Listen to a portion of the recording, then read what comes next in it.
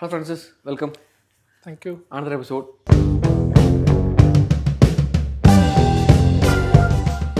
என்னன்னா ரீசெண்டாக என்ன படிச்சுட்டு இருந்தேன் அப்படின்னா, கர்நாடகாவில் நிறைய வியாபாரிகள் வந்து யூபிஐ ஆக்சஸ் வேணாங்கிறாங்க. டிஃபால்ட் என்ன ஆப்வியஸ் ரீசன் என்னன்னா, நிறையா ஜிஎஸ்டி நோட்டீஸ் விட்டுருக்காங்க. த்ரெஷ்ஹோல்டு தாண்டி இருப்பாங்கன்னு நினைக்கிறேன்.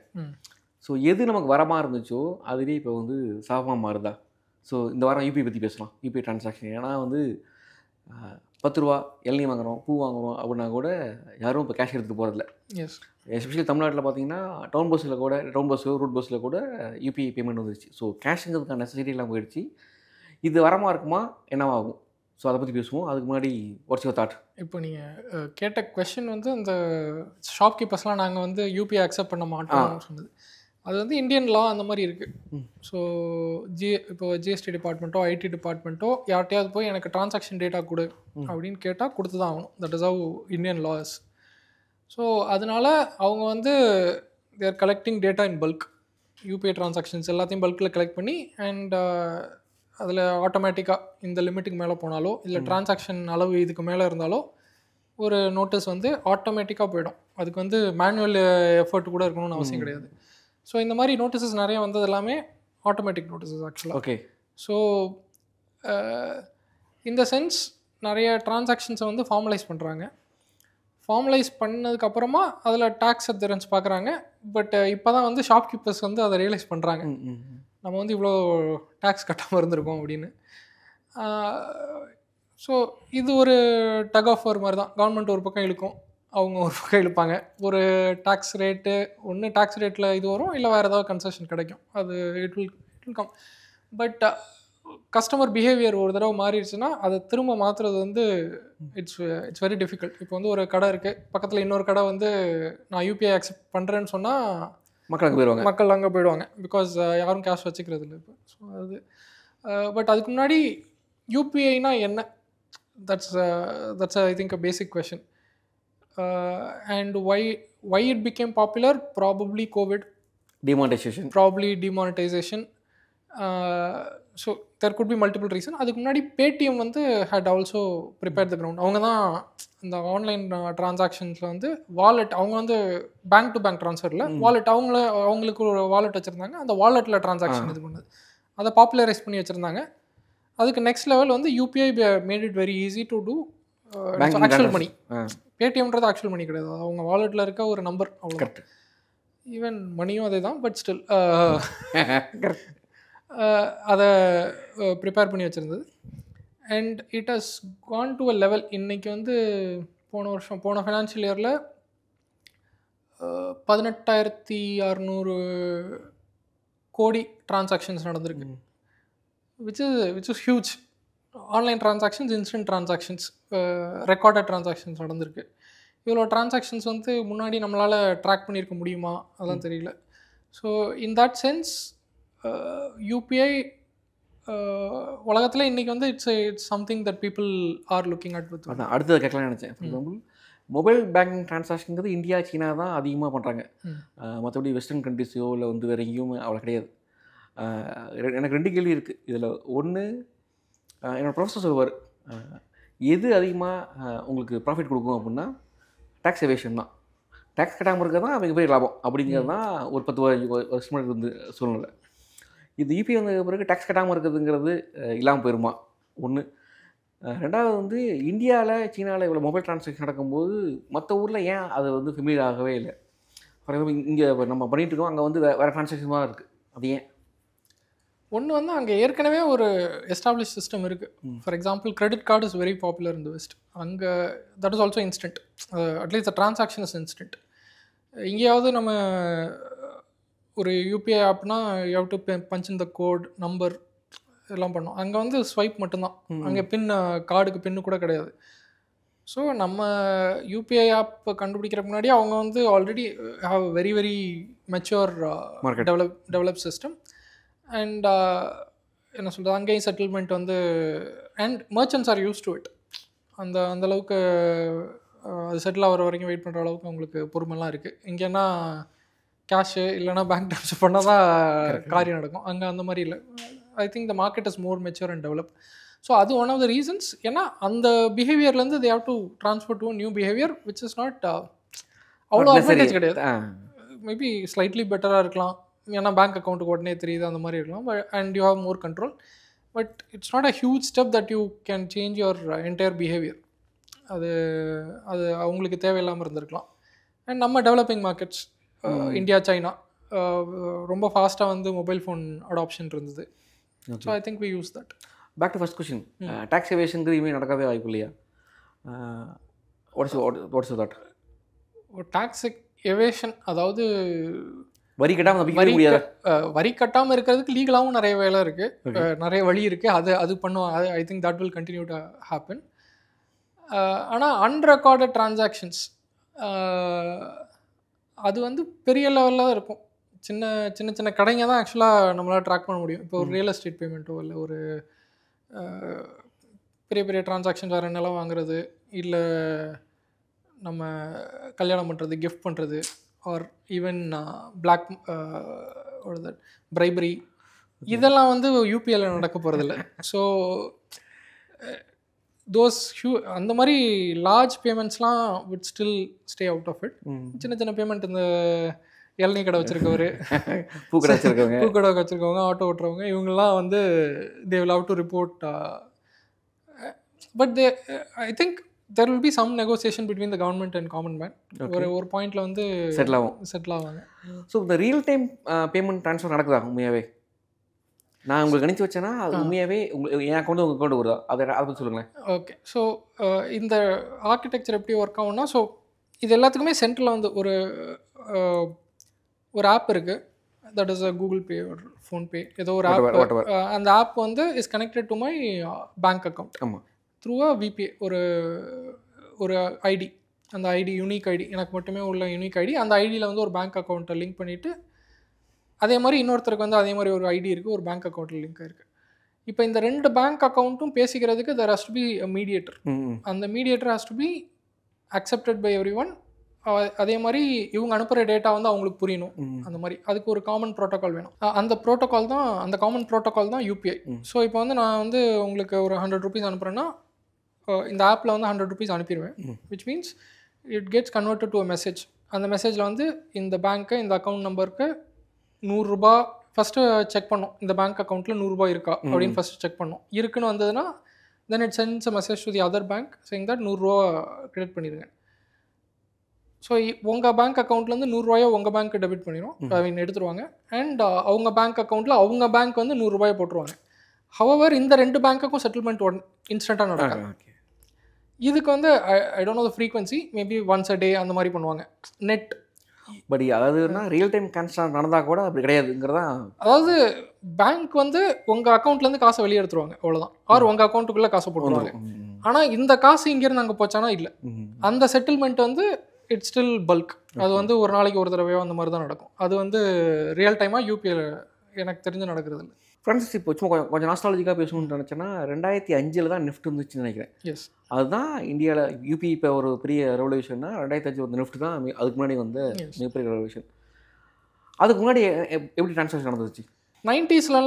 90ஸ்லலாமே நம்ம 2-3 சிஸ்டம் வச்சுருந்தோம். ஒன்று வந்து இஎஃப்டி, அதுக்கப்புறம் 2000 இவங்களுக்கு முன்னாடி என்இஎஃப்டி இன்ட்ரடியூஸ் பண்ணுறதுக்கு முன்னாடி எஸ்இஎஃப்டின்னு ஒன்று சிஸ்டம் இருந்தது. So it's an evolution.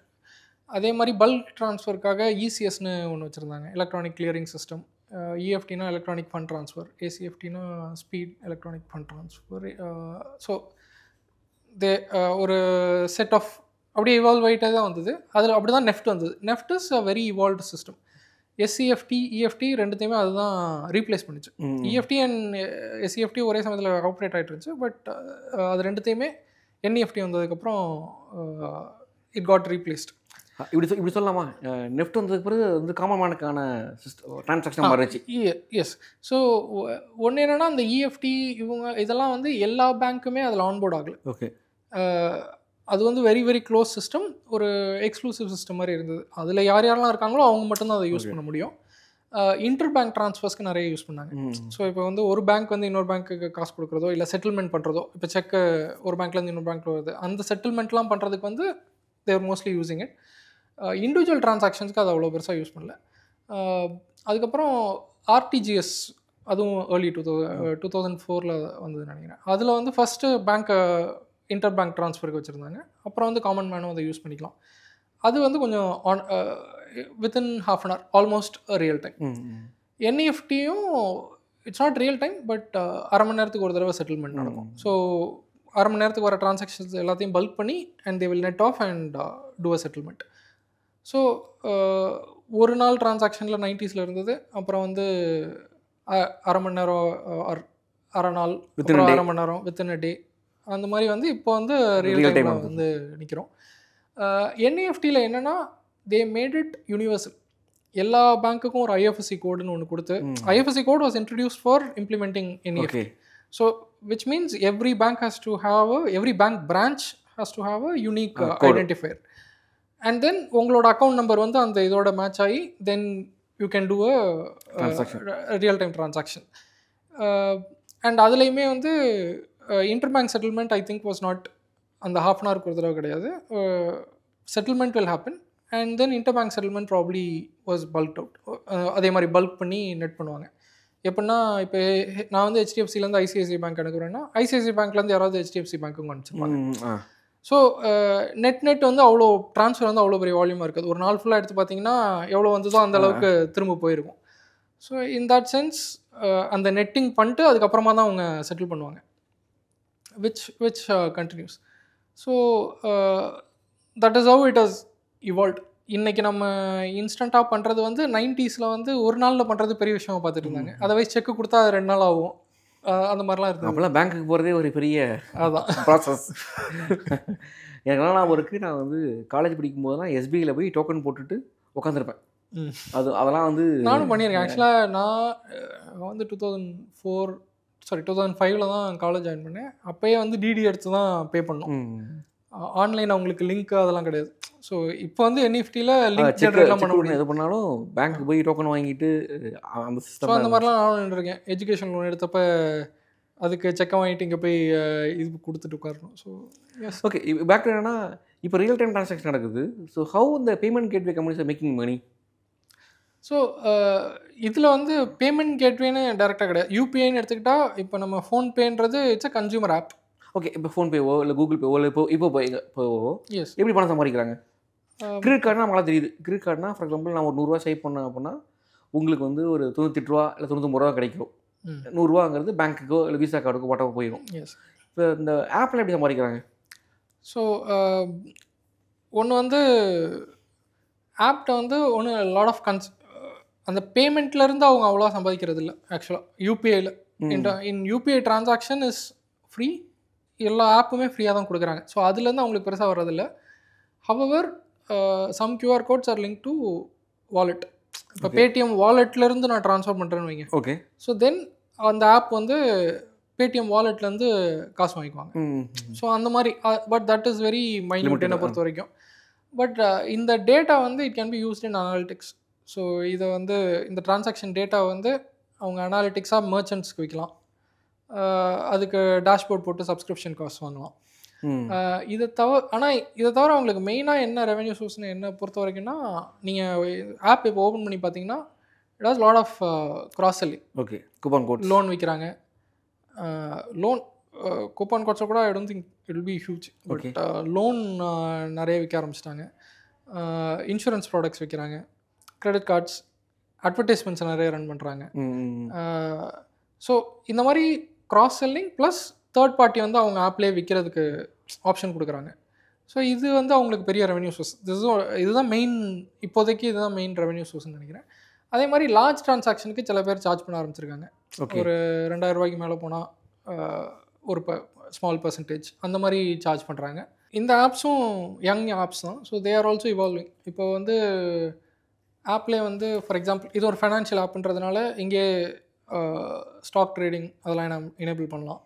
Mutual funds அந்த மாதிரி ஃபினான்ஷியல் ப்ராடக்ட்ஸ் விற்கலாம். அப்புறம் வந்து யூபிஐலே கூட இப்போ புதுசாலாம் ப்ராடக்ட்ஸ் கொண்டு வராங்க. Which means you can take credit line on UPI. So யூபிஐலே வந்து உங்கள் பேங்க் ஆல்ரெடி கிரெடிட் கார்டை மேப் பண்ணிக்கலாம் இல்லையா? கிரெடிட் கார்டு அது 2-3 ஆப் கொடுக்குறாங்க. அது ஆப்போட இதுதான். அது யூபிஐயில் மேப் பண்ண முடியாது. It's on the app. ஆப்பில் வந்து once you have an app அதில் நீங்கள் என்ன பண்ணிக்கலாம். பண்ணிக்கலாம்.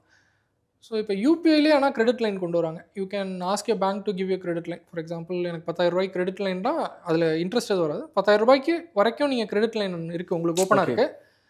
நான் போய் ஒரு 2,000 வாங்கிட்டேன்னா மேபி ஒரு 30 நாளைக்கு இன்ட்ரெஸ்ட் இருக்காது. Which is essentially credit card without a card. Correct. So யூபிஐலே வந்து அந்த இதெல்லாம் கொண்டு வர ஆரம்பிச்சிட்டாங்க.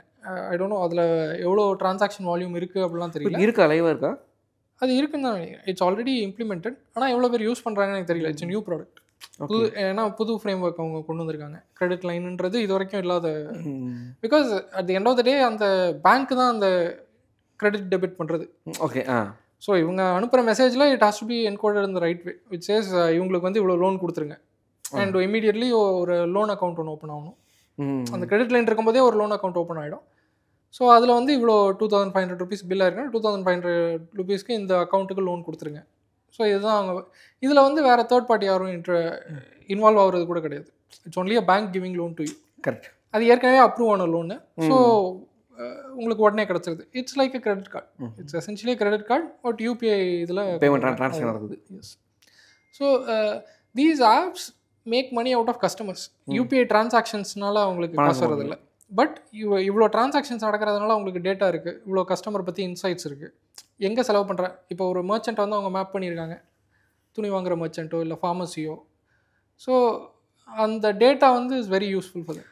நான் என்ன யோசிச்சேன் அப்படின்னா, நீங்கள் சொன்ன 18,000 கோடி டிரான்சாக்ஷன் அப்படின்னா ஒரு டிரான்சாக்ஷனுக்கு 1/2 காசு இல்லை 1 காசு இல்லை 10 காசு போட்டால் கூட அந்த அமௌண்ட்டே இப்போ ஹியூஜாக இருக்கு இல்லையா? ஸோ அது பாசிபிலிட்டி இருக்கா? அது வந்து கஸ்டமர்ஸ்ட்டு அவங்க சார்ஜ் பண்ணுவாங்கன்னு எனக்கு தோணல. பட் மர்ச்சன்ட்ஸ்ட்ட மேபி இன்டெரக்டாக அவங்க சார்ஜ் பண்ண சான்ஸ் இருக்குது.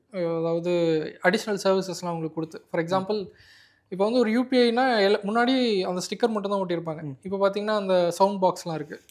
ஸோ அதையும் விற்கிறாங்க. ப்ளஸ் அந்த கார்டு மிஷினும் சேர்த்து கொடுக்குறாங்க. இப்போ ஃபோன்பேலாம் அந்த கார்டு மிஷின் விற்க ஆரம்பிச்சிட்டாங்க. ஸோ தேர் ஆல்சோ மேக்கிங் அந்த கார்டு மிஷினுக்கு அவங்க ரெண்ட் வாங்குவாங்க. அந்த அதில் இருக்க பிஓஎஸ் சாஃப்ட்வேருக்கு அவங்களுக்கு காசு வாங்குவாங்க. சப்ஸ்கிரிப்ஷன் சர்வீஸ் இருக்கும். ஸோ இந்த மாதிரி ப்ராடக்ட்ஸும் அவங்க நிறைய பேர் வராங்க. அது எவ்வளோ காசு அவங்க ப்ராஃபிட் மோட்டிவோட இப்போ பண்ணுறாங்களான்னு தெரியல. However these are all revenue streams, potential revenue streams. இன்றைக்கி அவங்களுக்கு அதில் ப்ராஃபிட்டபுளாக இல்லைனாலும் these are all potential revenue streams. Thanks Francis. ஓரளவுக்கு UPI payment transaction Indian DST பற்றி பேசிட்டு நினைக்கிறேன். இது மக்களுக்கு யூஸ்ஃபுல்லாக வந்திருக்கும். தேங்க்யூ. அடுத்த வேறு டாப்பிக்கில் சந்திப்போம். தேங்க்யூ. தேங்க்ஸ்.